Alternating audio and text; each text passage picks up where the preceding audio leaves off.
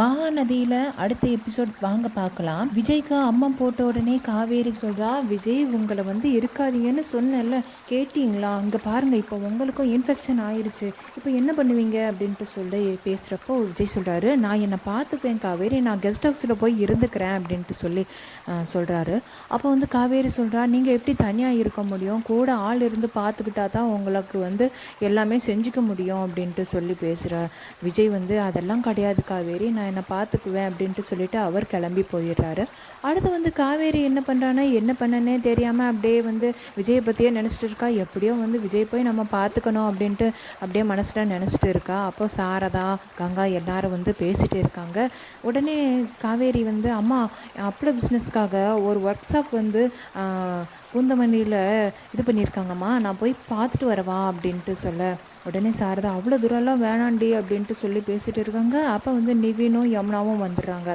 உடனே வந்து யமுனா வந்து, அக்கா உனக்கு உடம்பு சரியாயிட்டா அப்படின்னுட்டு விசாரிக்க, காவேரி எனக்கு சரியாயிட்டுடி அப்படின்ட்டு சொல்லிடுறா.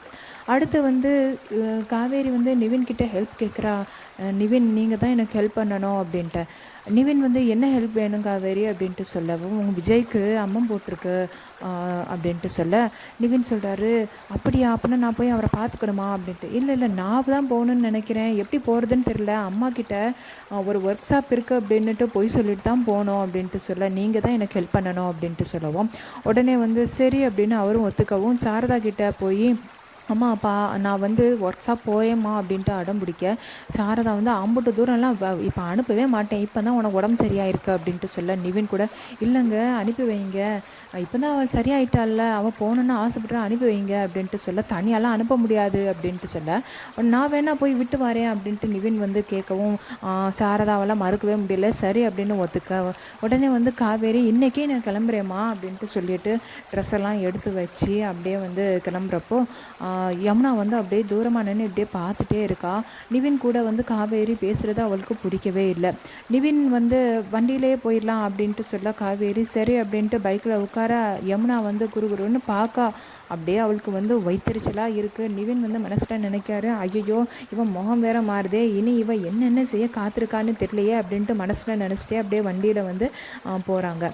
கொஞ்சம் தூரம் ஆகுது, வண்டியில் போயிட்டு இருக்கவும் அப்போ வந்து காவேரி சொல்கிறா, நான் இறங்கிக்கிறேன் நிவின், நான் ஆட்டோ பிடிச்சி போய்க்கிறேன், என்னை வந்து நிப்பாட்டிருங்க அப்படின்ட்டு சொல்ல, நிவின் வந்து தனியாலாம் போகக்கூடாது காவேரி, இப்போ தானே உனக்கு சரியாயிருக்கு அப்படின்ட்டு சொல்லவும், இல்லை நிவின், அங்கே வந்து விஜய்க்கும் அம்மம் போட்டிருக்கு, நீங்கள் அவ்வளோ தூரம் வந்தீங்கன்னா உங்களுக்கு ஏதாச்சும் ஆயிடக்கூடாதுல்ல அப்படின்ட்டு சொல்லவும், சரி அப்படின்ட்டு நிவினும் ஒத்துக்கிட்டாரு. உடனே வந்து நிவின் வந்து காவேரிக்கு ஃப்ரூட்ஸ் எல்லாம் வாங்கி கொடுக்காரு.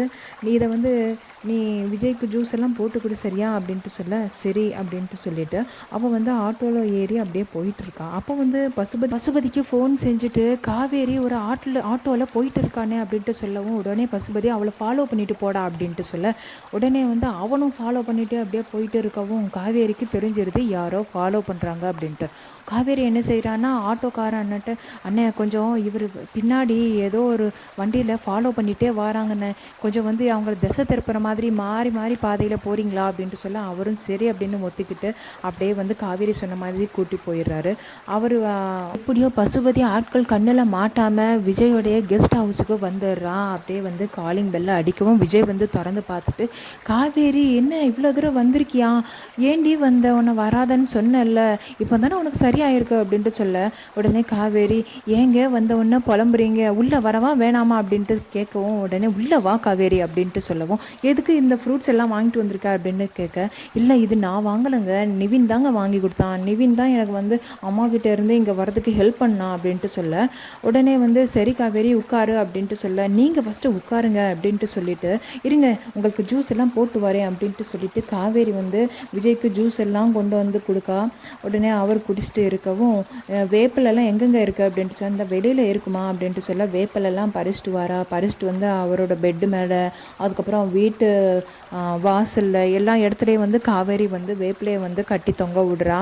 அடுத்து வந்து வேப்பிலையெல்லாம் அரைச்சி விஜயோடைய உடம்புல எங்கே அம்மம் போட்டிருக்கோம் அங்கெல்லாம் பூசி விட்டு விஜய் வந்து அவ்வளோ நல்லா பார்த்துக்கிறா. உடனே விஜய் வந்து, என் மேலே உனக்கு அவ்வளோ பாசமா காவேரி, நான் வராதன்னு சொல்லி நீ வந்திருக்கிய காவேரி அப்படின்ட்டு சொல்ல, விஜய் உடனே காவேரி சொல்கிறா, இங்கே உங்கள் மேலே தானங்க எனக்கு அவ்வளோ அன்பு இருக்கும், என்னை நீங்கள் அவ்வளோ பார்த்துக்கிட்டீங்கள்ல, இங்கே எப்படிங்க நீங்கள் தனியாக இருந்து சமாளிப்பீங்க, சொல்லுங்கள், நான் இருக்க வேணாமா உங்கள் பக்கத்தில், அதான் நான் வந்தேன் அப்படின்ட்டு சொல்லிட்டு உடனே வந்து எப்படி வந்த, அம்மா கிட்ட ஒர்க் ஷாப் இருக்குன்னு பொய் சொல்லிட்டு தாங்க வந்தேன் அப்படின்ட்டு சொல்லவும் இந்த எபிசோட் வந்து அப்படியே